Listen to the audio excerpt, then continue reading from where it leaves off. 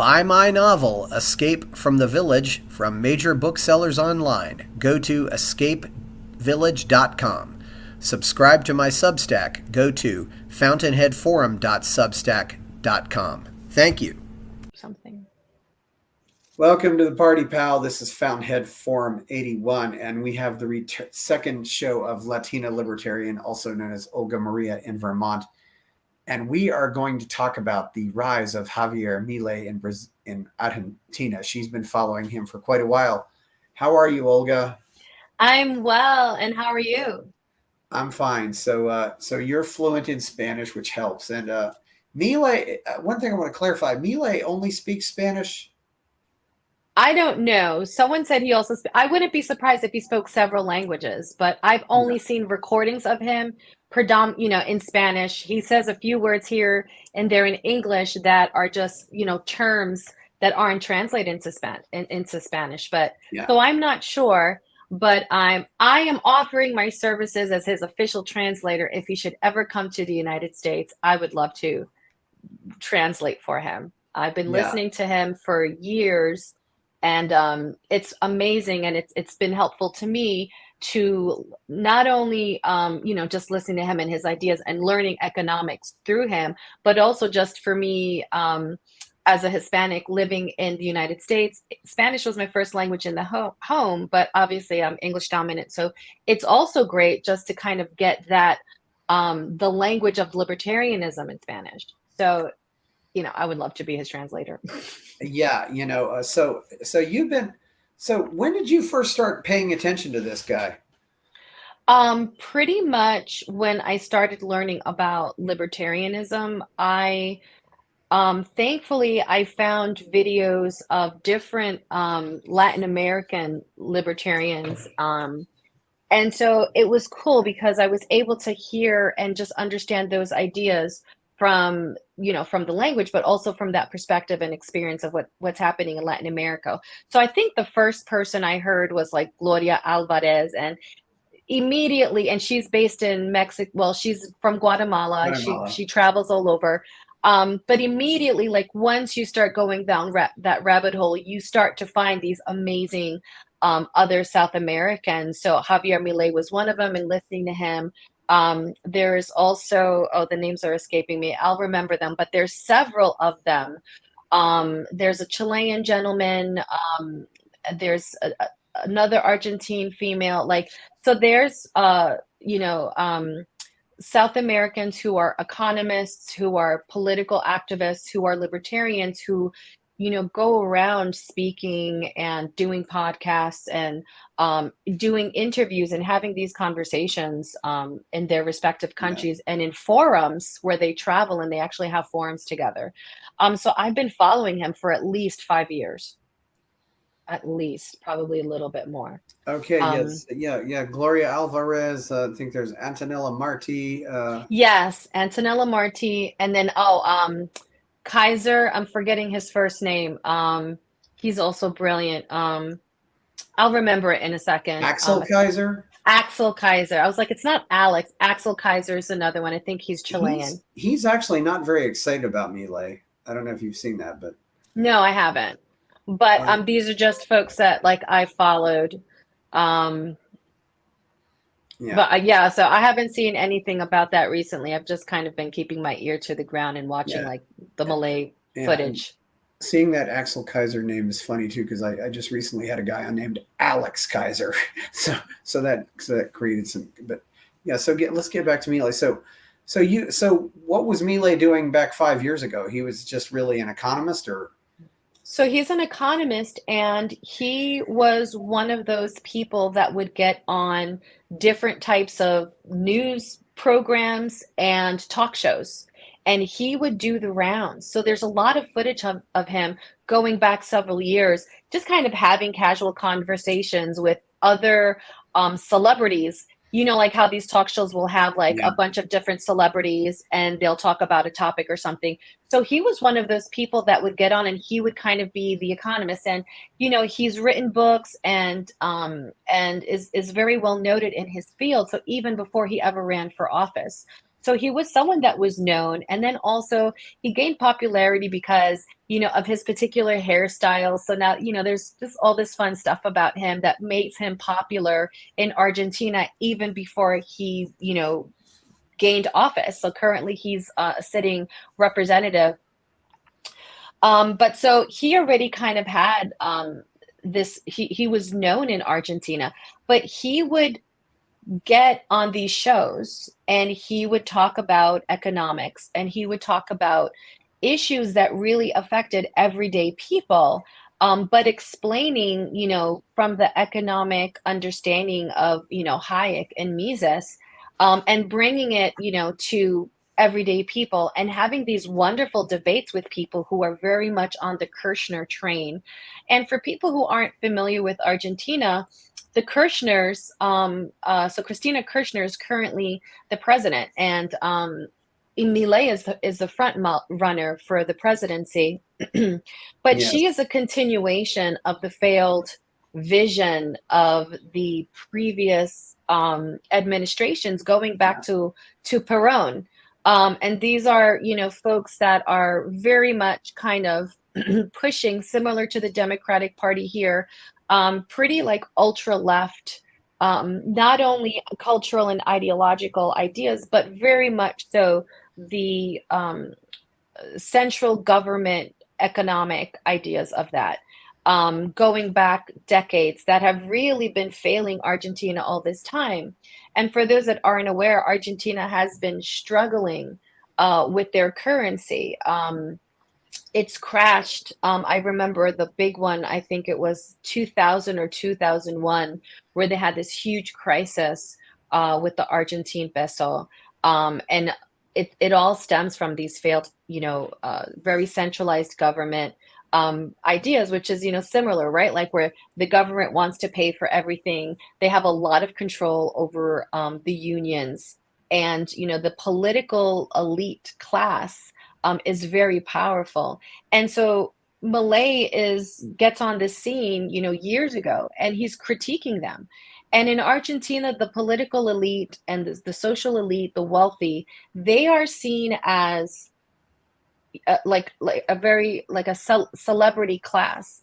And in Argentina, the stark, like in many Latin American countries, the stark difference between the wealthy and the poor is just that it's incredibly stark. There was a growing middle class in Argentina, but it's very much been stunted. So it's very difficult and only gotten worse under the acceleration of these policies under the Kirchners. And Cristina Kirchner is the wife of, I forget her husband's first name, but he was also the president. So it's almost like you have this legacy of this political class that they just continue to elect the same people in the same family. And it's just the same powerful group of people that have this control. And so he gets on there and very intelligently, very boldly, and unapologetically is not only critiquing their policies, but he's exposing them. I mean, and he uses terms like political parasites. And that's one of the things that in Argentina, I think that has gained him a lot of traction, because Argentines, this is how they speak. I mean, there's clips of him saying zurdos de mierda, which is like, the shitty leftists. But this is how the everyday person talks. And they don't have any hairs on their tongue. So he stands out in that sense that he's on the same stage with these people, but he's really talking to all the working folks, and but explaining these very complicated ideas in a way, and bringing to them like what the solutions are is you have to get rid of this class of parasitic politicians, and we have to go back to the ideas of liberalism, which we call that libertarianism. And he explains that he uses the word liberalism because he's trying to reclaim what liberalism is. Liberalism is the philosophy that, that broke away from monarchy, that broke away from the idea that people had to be subjugated. And so just all of this is a complete turnaround from the massive domination that the left has had, and the domination of Marxist ideology in that region, and its infiltration in all of the institutions, and their policies that they've been enacting that are a complete failure. So I guess the question is, if they have control of all these institutions, why are these? I guess it's the TV stations or whatever, maybe the Latin American version of Al Jazeera. Why are they giving Milei a platform at all?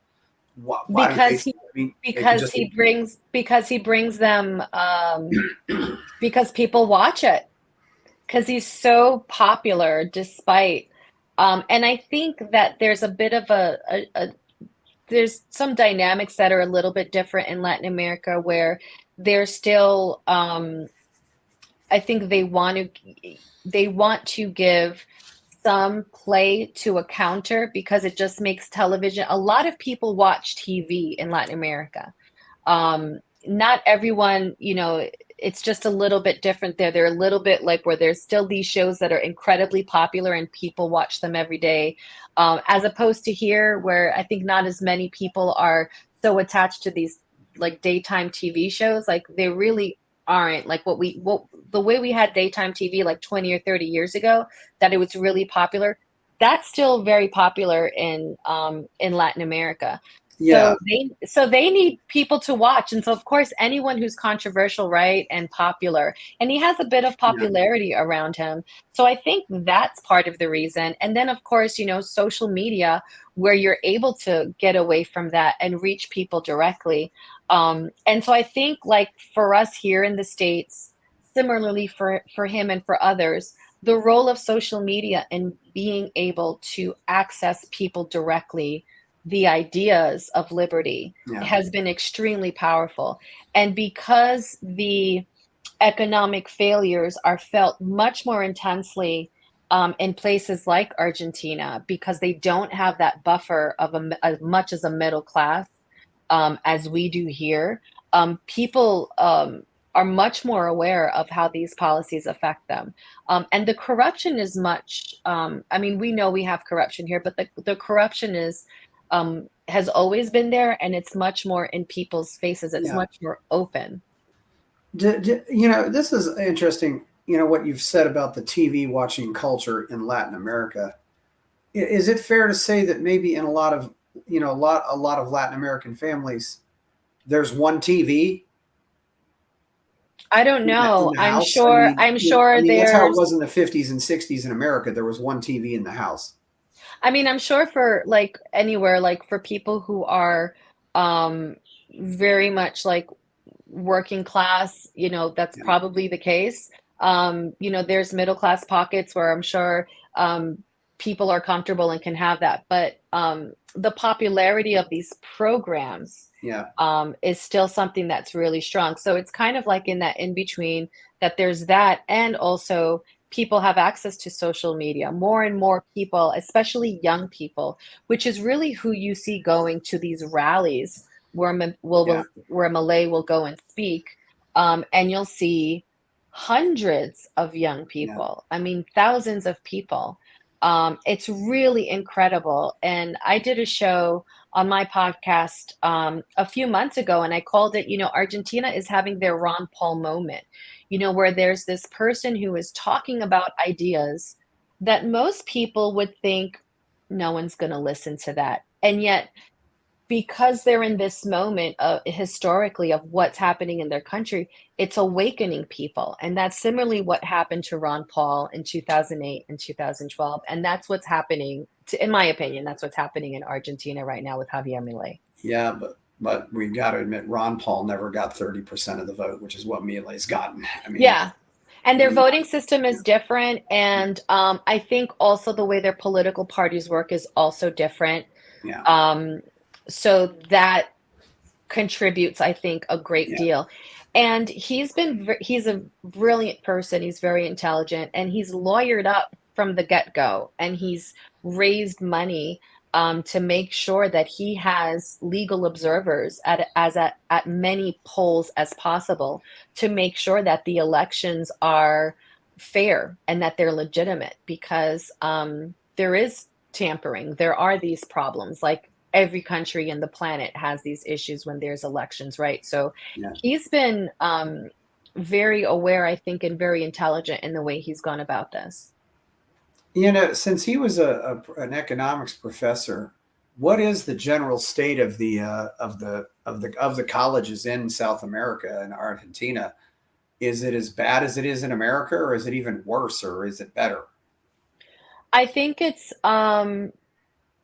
probably it's very similar. The dynamics are very similar, right? You have state universities, state-run universities, which are very much leftist, right?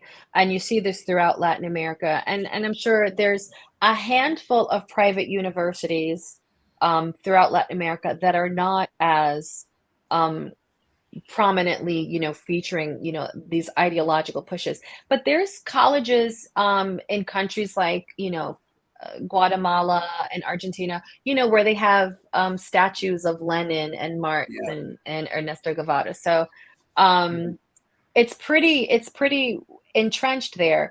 And this is one of the things that Milei speaks to.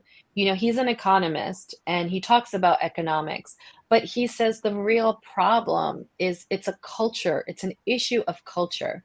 Because in the culture, socialism has a foothold that's so strong culturally. And he says, so what we have to do is start to implement, we have to inject liberty into the culture, and we have to talk about what that looks like and what that means and what those ideas are, and what it means in terms of livelihood, what that means in terms of lifestyle, what that means in terms of the way we solve problems. And I think that's one of the things that's really attracting to young people. In Latin America and Argentina, like in any other Latin American country, you have to be an entrepreneur if you're going to survive. Most third world countries, if you are not some type of an entrepreneur, you are not eating. And what I mean by that is, the person who has a simple food cart, where they get up at 3 in the morning and they're preparing all this food and they take their cart and they're in a park and they're selling that's Yeah. literally like how they're making their money.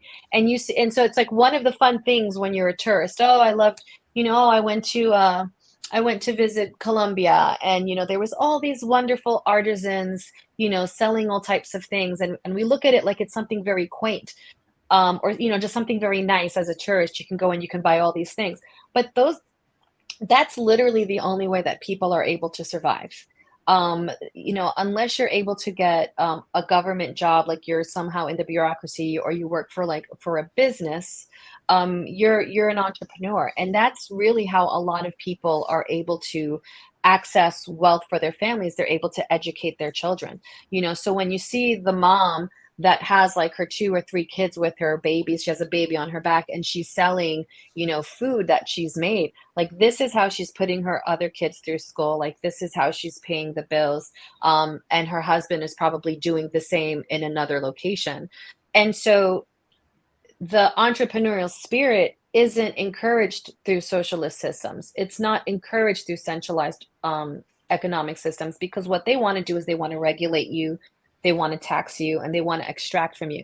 So these are exactly the type of people that he is speaking to, and who are ecstatic when he goes to their towns, to their villages, and visits them and talks with them. And there's people who are saying, I just joined the Libertarian Party of my town, or I'm the chair of this libertarian organization. And people are really excited because they're able to listen to him on the radio and see him on the TV talking, and they're like, my gosh, yeah, I'm the worker, and the politicians are parasites, and they're the ones that are living off of us, and if we don't need them to live, they need us to live. And these are the types of things that he's saying, and it's just really touching all people from all Yeah. walks of life. That's really great. And unlike most economists, he's actually able to speak to these people on the street in terms that they can understand, because we know there are a lot of great economists out there.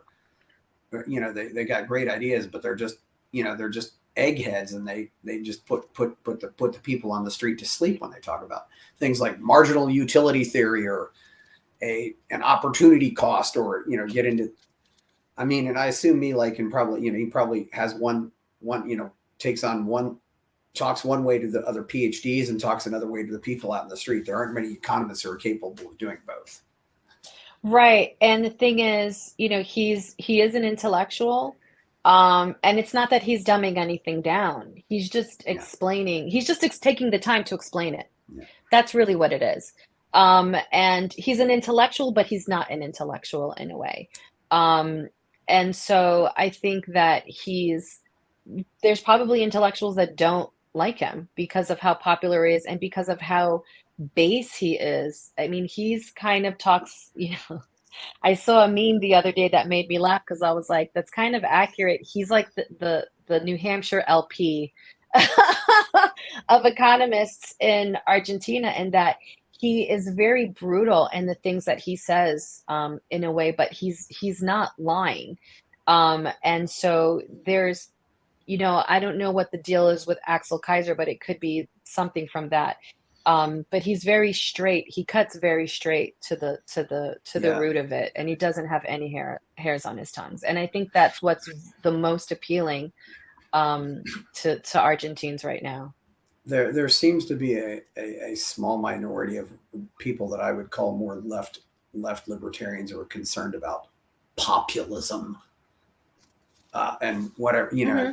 well, if you hate populism, what are, the opposite of populism is what? Elitism. And that's, I don't know where there is, but you see some of these, if you see that newsletter that, what is it, Shikadalmia has, called The Unpopulist, that, and I think sometimes, that they're not even looking at, because these comparisons to Trump, which I don't think are accurate at all, because Trump is not an economist. Trump doesn't have any ideas. He's just an overgrown frat boy. And Milei probably has more IQ points in his middle finger than Trump does in his whole body.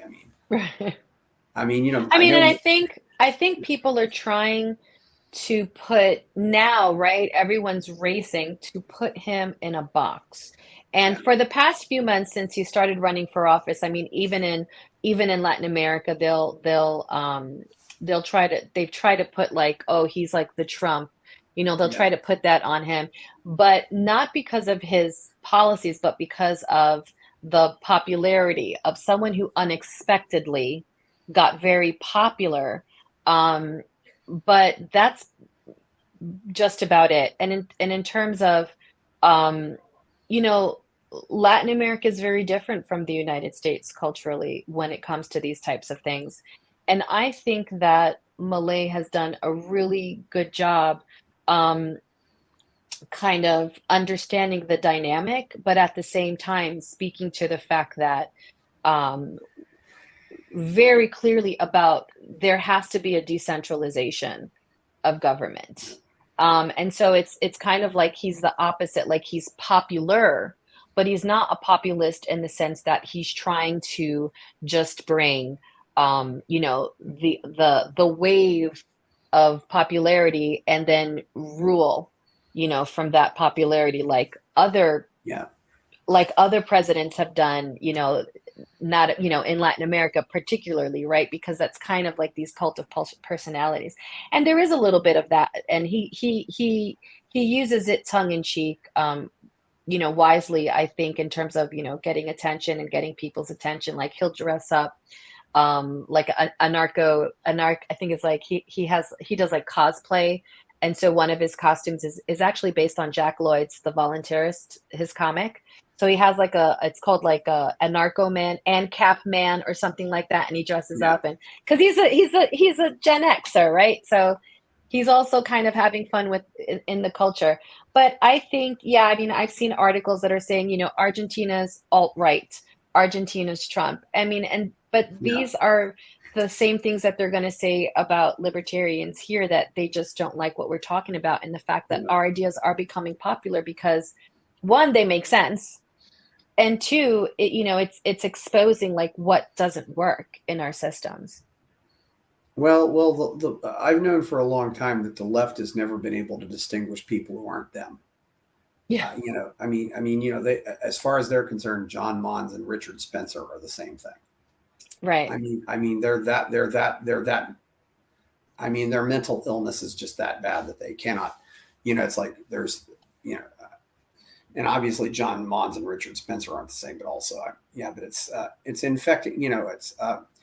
Also, it looks like to me he was he always good on the ridiculous coronavirus policies? It sounds like since you were following him since 2018. You know, I think I couldn't tell you because I didn't hear him speaking specifically to that. I know that he was at large gatherings, and like there were times when like he would be wearing a mask, and it could be like I don't know what his health issues were, but he wasn't like to my knowledge, he was at large gatherings. I didn't see that he was like forcing people. And now that you mention it, I think that I did hear him kind of retrospectively, like looking at like how things were addressed and critiquing them. But it just off the top of my head, I just feel like he was pretty consistent in being out there and talking with people. Um, but that's a good question. I haven't seen where he was like, get your this, get your that, and man, I Yeah, don't think at all. Yeah. That would seem uncharacteristic, but I mean, yeah. So I would what's be what's shocked. what's he doing that other libertarians in Latin America haven't done? Obviously, he's doing something right. He's doing something that they're not doing to get this kind of response. Um, I think he's engaging outside of the academic Yeah, arenas, number one. I think that's the biggest thing. Um, you know, and Gloria Alvarez, to her credit, does also this, where she is kind of like she goes to college campuses, she goes like to all different types of places where there's young people. She tries to engage in debate. She's really smart when it comes to social media. But I think some of the other ones are, more having these intellectual academic conversations. From my observations, again, I'm not there and I couldn't tell you, but I think one of the reasons why he is where he is because he's engaged outside of the academic. He's on, like daytime shows with like soap opera stars in Argentina, having these interesting conversations. And mind you, really being very based in his messaging. Like he doesn't pull any punches. And I think mm-hmm. there's a momentum that just kind of like, oh wow, like he making this, soap opera who's talking about, oh, but my taxes paid for this and da da da, and really like pushing it back and using those opportunities to really express, the ideas of like, either you're okay with theft or you're not okay with theft, and kind of say, like we take it almost like it's a meme, taxation is theft, but he actually Mm-hmm. like uses that and has these conversations on these platforms, which are not academic platforms. I really think Yeah. that's been one of the main things.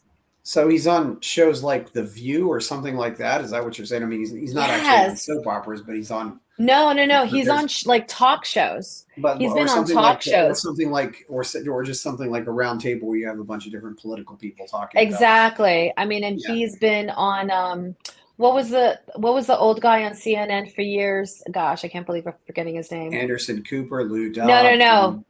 The older, Crossfire, the old guy, Larry something. King. Larry King. There's like kind of like Larry King type shows. Like he's been on those, like where he's Yeah, featured and he's talking about his ideas. But he's just been all over the media for yeah, a while now. And so he's really been able to kind of build some momentum and I think um,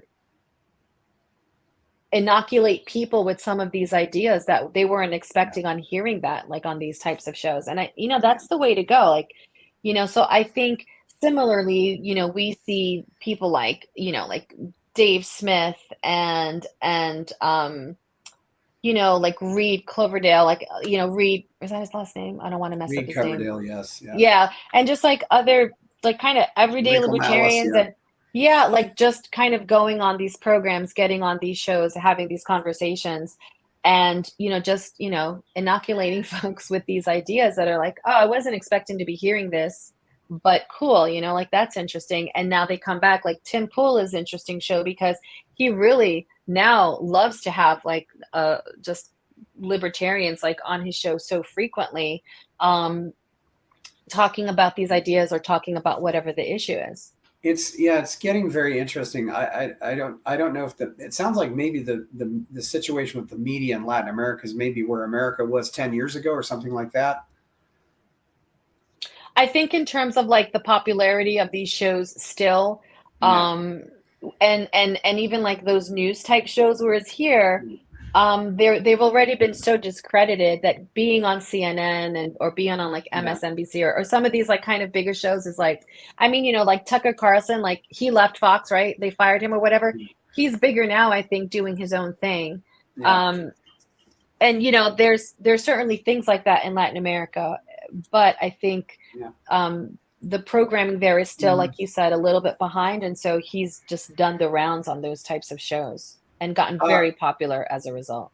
if we were interested, obviously, they're all in Spanish, but what are some of the shows or some of the networks that we might want to pay attention to where we might see Milei? Oh man, off the top of my head, I wouldn't be able to tell you because usually I'm just watching Mm. clips and I'm not paying Okay. attention to like what show it is. But there's a great YouTube channel, so I'm just gonna like Yeah. blow this guy up because it's called Malay in English. And Okay. what it Milei in is, English. it's all of these clips of Javier Milei in all of these different interviews that he's done, and there's English subtitles that are really well done. There's a lot of clips of Malay, and you won't. Sometimes they're automated, sometimes there are no subtitles. But Malay in English Mhm. YouTube channel, and so it's great because you can really. And I see some people are sharing them. Right, they found it. It's a great channel. I'll be interested to see how many like followers he has now because when I found him, he had just like a handful of followers, and I was like, oh my God, your channel is absolutely amazing. So that's a good channel to follow. Like if you really want to hear what he's talking about and listen to all of the ideas and the way that he says things. I mean, and he's traveled all over the world. I mean, there's videos of him in Spain talking to people in Spain.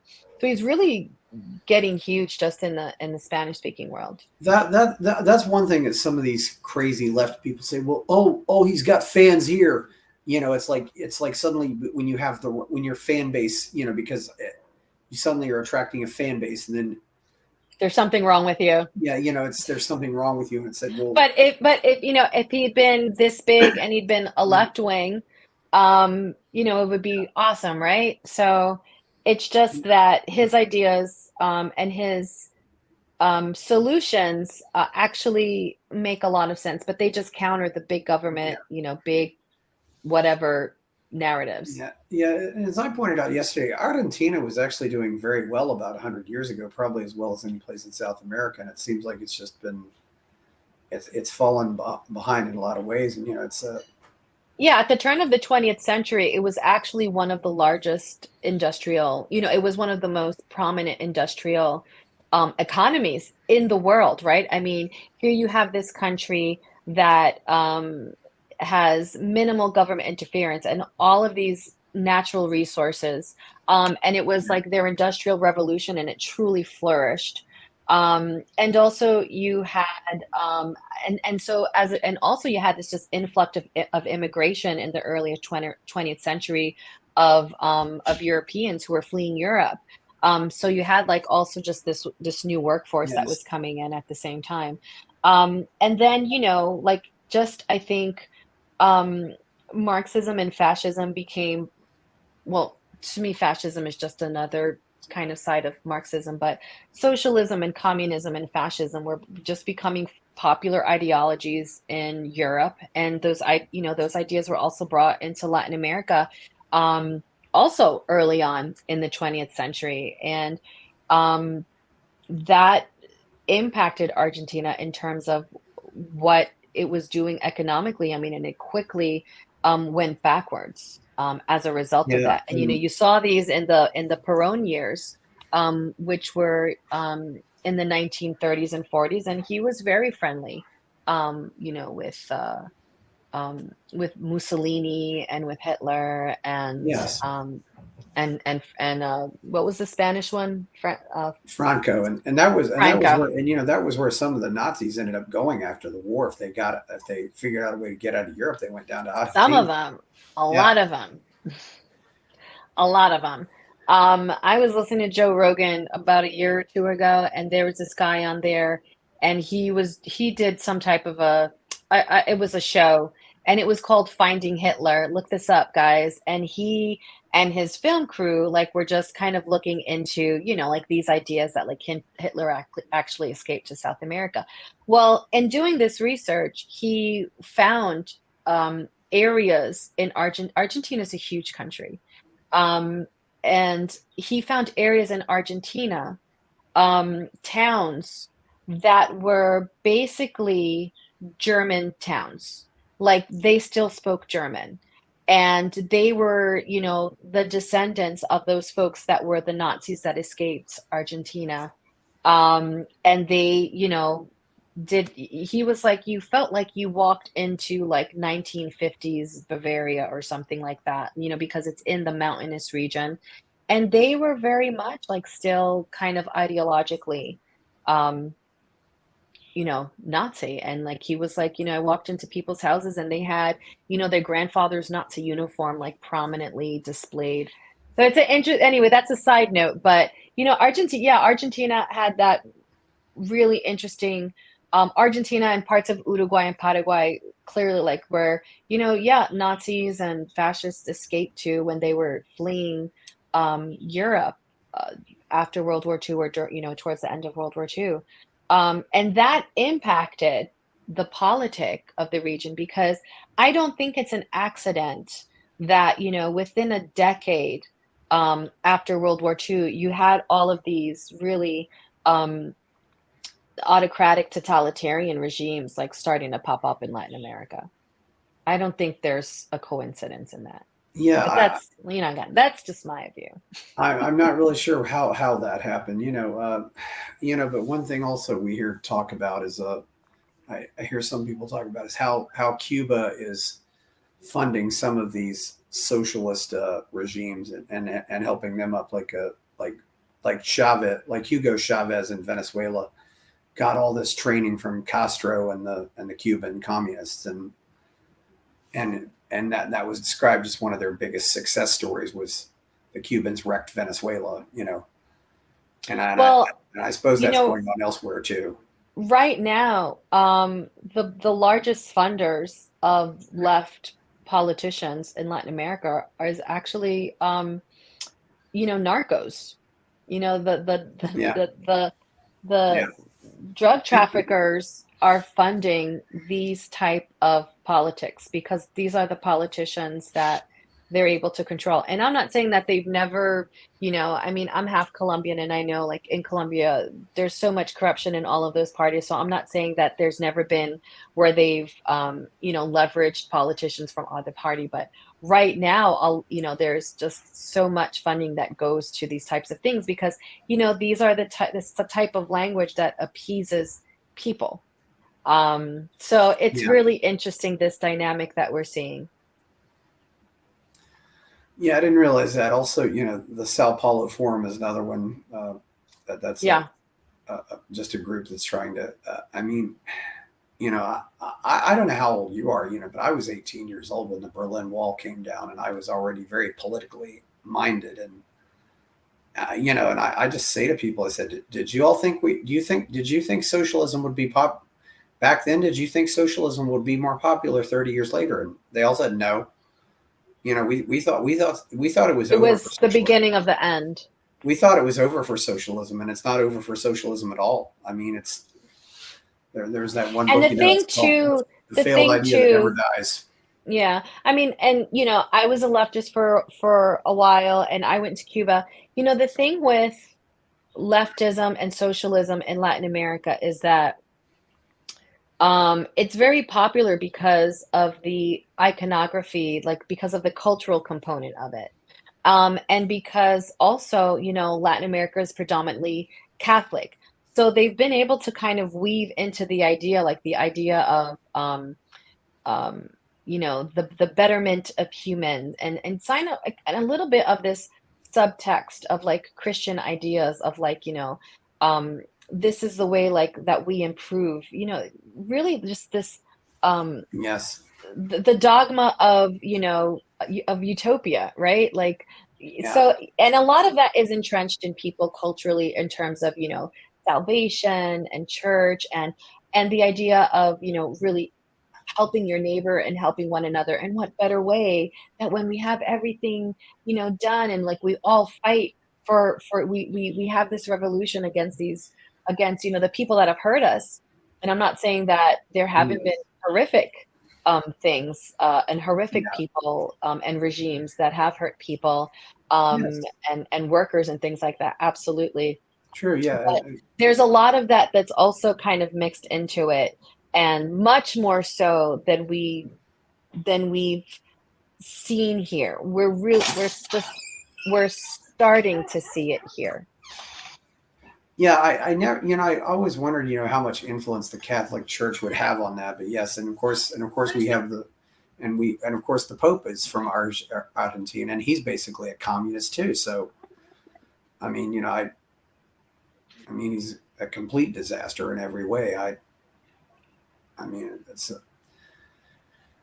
yeah, so it's something Murray Rothbard described as a certain kind of pietism, which was partially what influenced the initial progressive movement in America, because they were initially very, very Christian. For whatever reason, they eventually abandoned the Christianity and just kept their crazy ideas. And yeah, universal brotherhood. So yeah, so there's an interplay with that, and like in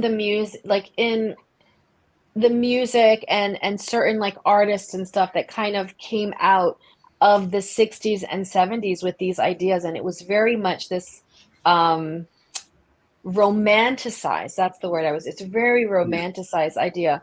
So like, um in Che Guevara, like, Che Guevara, like, so yeah, people like Che Guevara, which, Castro was very smart to kind of essentially just make him like the martyr, right? The saint of this idea. So although it was interesting when I was young and traveling in Latin America, like there were places where he wasn't, so he's more popular now, I think, in the United States, and that's kind of reinvigorated this yes, idea, because there was a time in Latin America, like where, or at least like the places that I traveled, like where you talked about Che Guevara, and you got like a very, because people weren't on board with communism as much, and I think, there's been a trajectory where it's gotten more popular because it's been rebranded, like, so the old kind of socialist, the idea of like the socialist of the Soviet Union, and I think part of what the marketing that came out of Cuba was kind of like to shift it and be like, we're going to put our own little spin on this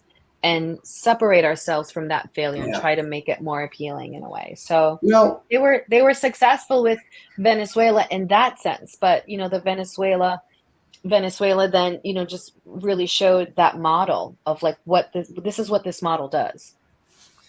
do you think the failure of Venezuela and the collapse of Venezuela is at least affecting a lot of these other Latin American countries? Are they seeing that, saying we don't want to be like that, or are they learning from that or not?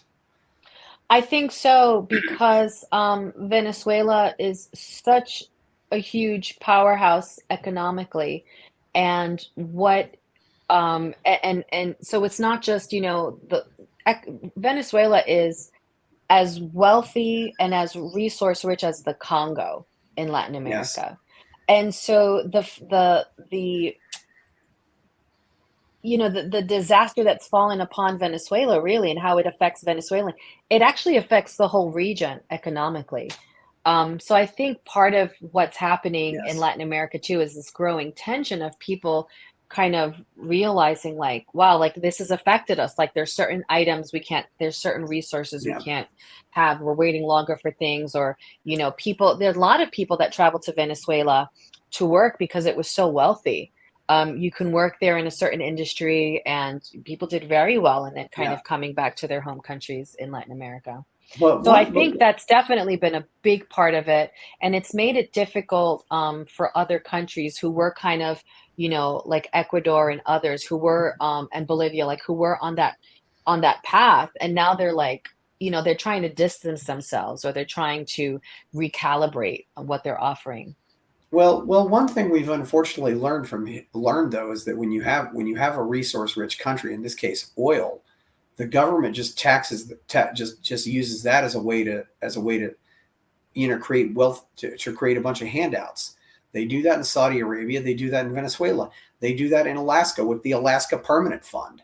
I mean, it's a Mm, small, it's relatively small, but if you tried to take away the Alaska Permanent Fund in Alaska, there'd probably be riots in the street, no matter. And it's so it's. I mean, you can contrast that to places like Switzerland or Hong Kong, where there are no resources, but where everybody is forced to work hard, and everybody does, and then they end up being richer than the places where they have all these resources. yeah. I mean, I think it's the way too that government has intervened with mega corporations and the Yeah, extraction of these resources, um, and how people in these regions are really exploited. but So yeah, and again, it's the corporatism, right? It's that yeah. marriage that happens where you don't really have the free market, and yet capitalism is always blamed for this is Yes. why you're so Oh, exploited because of capitalism. yeah. I think that's a big part of it, and the fact of the matter is, most big business despises capitalism. They completely despise it. They hate it. They They want love big government. Yeah. they love big government. They want it to be a game, and yet somehow they think somehow that it'll maintain itself, and yet if it eventually collapses and destroys civilization, then they don't see that far ahead, even though that somehow, yeah, somehow they can game the system. I mean, the only other, that I mean, of course, that, and the other thing, all the billionaires want to go molest kids too with Jeffrey Epstein, but other than that, they and maybe that's why I don't, it's hard to say. It's a and and even if they start out right, they go over the dark side. Hmm. I suppose it's because because there's never really been because there's always it's funny because when South America was colonized mostly by the Spanish, Spain wasn't like England, and it never had the Magna Carta, it never had all these traditions. It was always this Feudal. hierarchical top down It was still system, and it was still feudal. kind of a Very feudal few. Yeah. system. And one thing I always find interesting too, and I think it's rather unfortunate, is there are hardly any railroad. There are almost no railroads in South America. I don't know about that. Argentina has a Okay, pretty. maybe. No, Okay, there are. okay. Some parts there aren't hardly any Oh railroads at no, all. and they can't be just geographically. Yeah. It's really hard, and I think that's where the limitation has been. So it depends. Like some countries, it's been a little bit easier than others, but others, it's like there are, but they're very limited, right? Like they're just going to the main city from like a certain region. But just because geographically there can't be because there's all these mountains, or you have like these huge rivers and jungles and different types of Well, they've geography that make it more difficult. well they've figured out ways to build railroads in difficult places before. It's not. Yeah. And there are, but it's just um there are, yeah, there are. I think it just depends. But the thing about it too is, the mismanagement of Yeah. and the lack of modernization, I think, when it comes to this type of infrastructure, which you clearly see once you land in a major city in Latin America, and you leave that immediate airport area, you really get struck with just the difference of what infrastructure looks like. Um, and the kind of like the further out you go from like major cities, you really realize the stark difference that there is like in terms of lack of infrastructure, and also like in some places where the infrastructure is absolutely stunning and beautiful, because it was taken out of the hands of Yeah.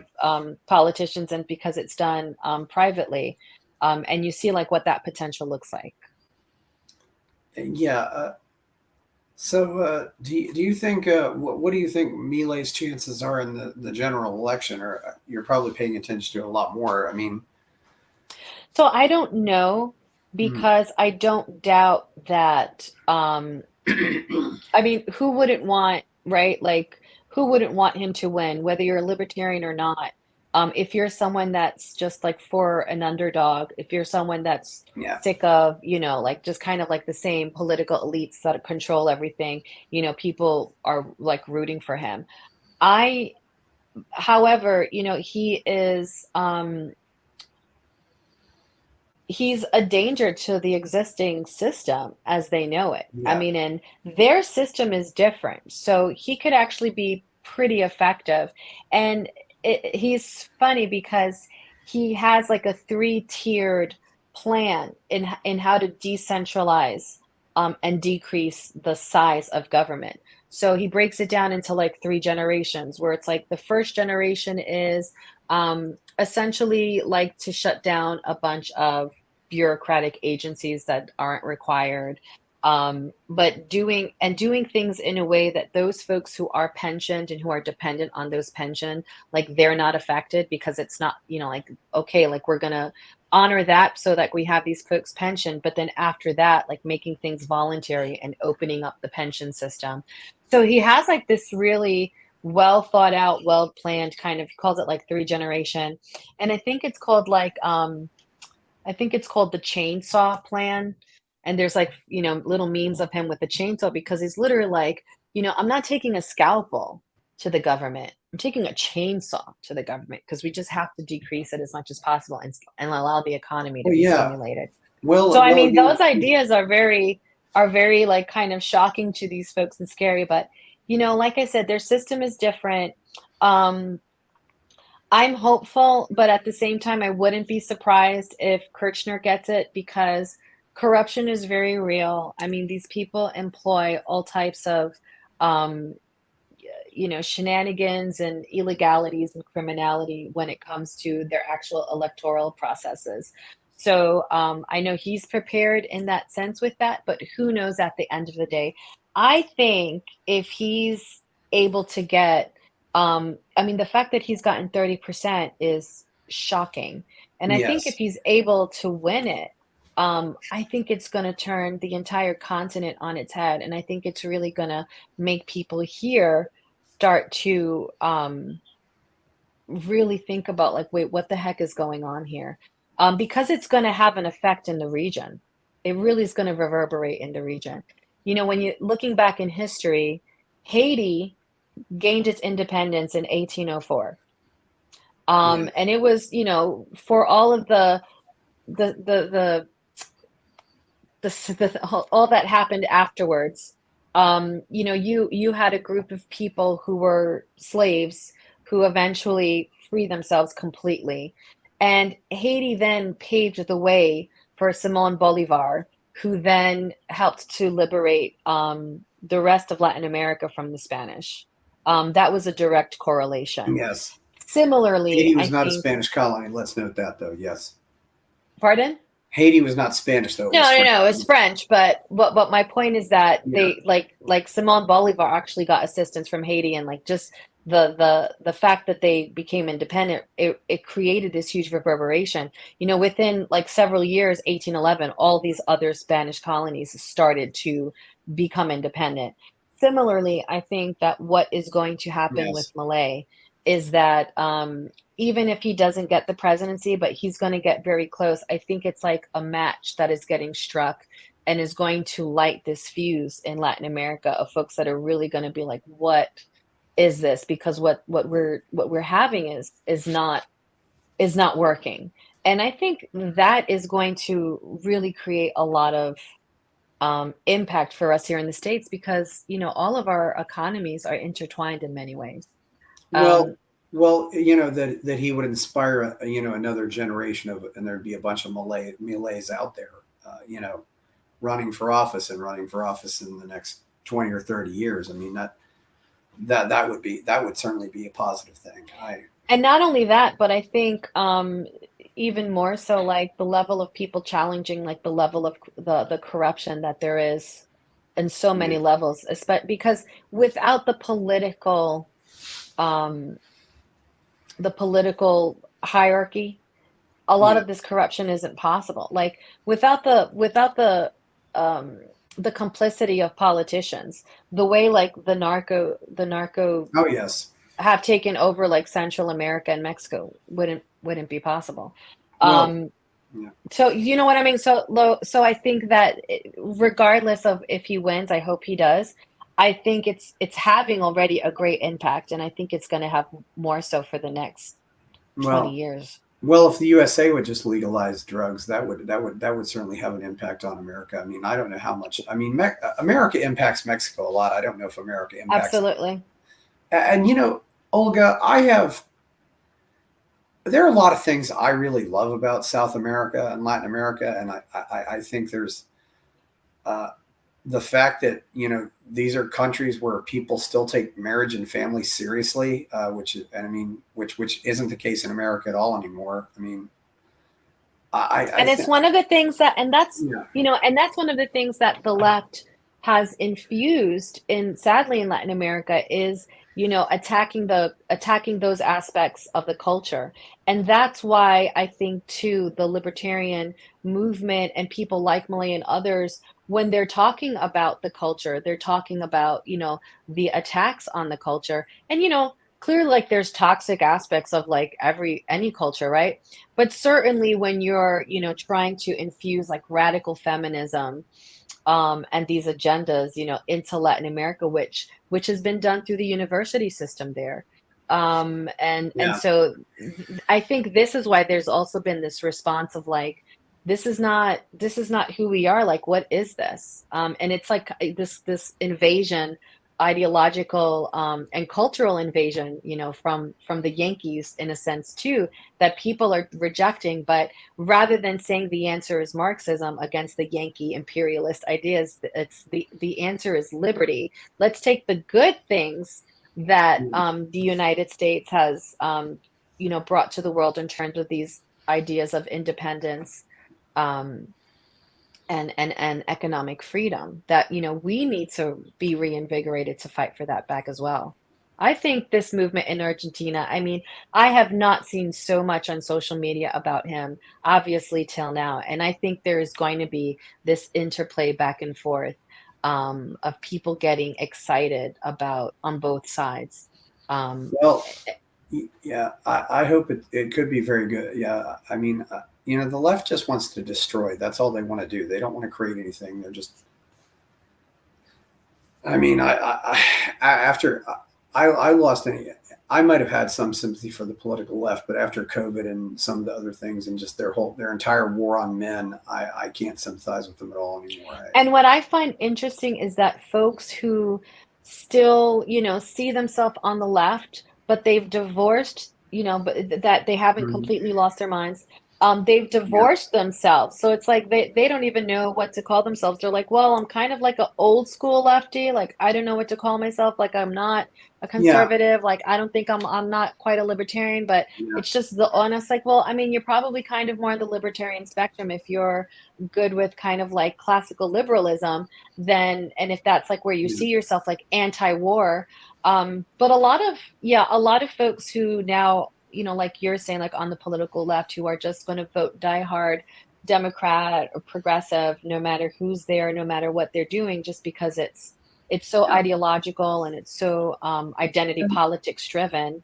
Yeah. I totally agree with you in that sense. It's unfortunate. This is another thing too, though. The geographic location of South America really does protect it from a lot of threats in the world. I mean, it would not be easy for Russia to stir up any trouble in South America. It would not be easy for the Chinese to stir up any trouble down there.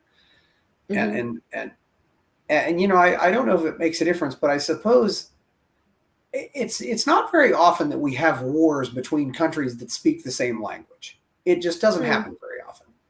And That's there, an and there really interesting there really observation. hasn't been a lot of war. There really hasn't been a lot of. There's been some war in South America, but really not a whole lot. What there's been is, where you've Yeah, had 50 plus years of, attempts at, Marxist, yeah, revolution and terrorist acts hmm, coming from like that. So you've seen that internal, yeah, violence, struggle, like in those countries in particular, like you've seen it in like Colombia, and certainly, stirred on with the drug trafficking in those regions, right? Oh Because yes. it definitely helped to finance all sides were getting kind of financed through And that. So you definitely saw a lot of mhm, violence, but not like, Colombia going at war with Ecuador, let's say. yeah, It's really been, kind of these regional issues. And, Colombia is like a bit on the other side of that to a large degree compared to where they were like in the 80s. Mexico is really going through it right now in Central America, where a lot of that has, I think, taken yeah, hold. true. Yeah, and our Argentina really doesn't have a very large indigenous population, does it? Or not compared to the other. I mean, most of the people there are just of European descent, right? Or No, there's such a huge variety of people in Argentina. I mean, if you're in Buenos Aires and in the larger cities, that's where a lot of the European immigration centered. but but But but if you go throughout the country, there's certainly pockets of indigenous people and Black okay, people. Yeah. yeah. I mean, it's still a But pretty significant. it's also different geographically than other countries where you see a much more predominant native population, let's say, because Argentina did have a lot of European immigration, especially at Yeah, the beginning of the 20th century. So there was just a lot more intermarriage. but I was speaking more, of like some of the people, like people who are descendants of the Incas, or people who, long, some of these cases, tribes in the rainforest or something like that. I mean, some of the there's still, I mean, Peru has over 80 languages, and I think Brazil has over Yeah, 200 languages. That's a, yeah. I don't know if Argentina has quite that much, but it's a, and No, no. And I think that's also because of like just where they're located regionally. A lot of yeah, those countries, like they have that yeah, the movement with the Amazon. true. Um, yeah, And as you talked about, some of these countries being centralized, it's very interesting that really a lot of the countries in South America, a very significant portion of the population of the country does live in the metro area of the capital. I mean, Argentina has about 47 million people, and about 20 million of them live around Buenos Aires. incredible. Yeah, Peru has 31 or 32 million people, and about 10 million of them live around Lima, in and around yeah, Lima. I mean, it's very, they really a lot of them really just have that one big city, and you have other cities, but they're none of them. They don't have one city that even competes with the capital. It's right. yeah, And that's where all the infrastructure is, right? Like that's yeah, where all the resources are put. That's where the seat of government is for the yeah, most part, with the exception of like yeah. Brazil that did it a little bit different. That's the yeah, Um, but yeah. And so that's yeah, I mean, it kind of makes sense if we yeah, only had developed, let's say like Washington DC, like yeah, everyone would kind of be just around, right? If we yeah, did it a yeah. little bit differently. Yeah, yeah. It's the only major international airport, and it's Yeah, I mean, if you go to someplace in Peru, you're going to go through Lima. If you go to someplace in Argentina, you're going to go through Buenos Aires. that's it. Yeah. Yeah. Well, this has certainly been very interesting. I certainly want to keep tabs of what's going on with Milei. This is my second show. I'm probably going to do a few more because it's great seeing what's going on with Milei right now, and we've got 2 more months to see what happens here. So thank you, Olga. Please like the video, subscribe to the channel, follow the channel, and buy my novel Escape from the Village. I'm Chris Baker. We're out.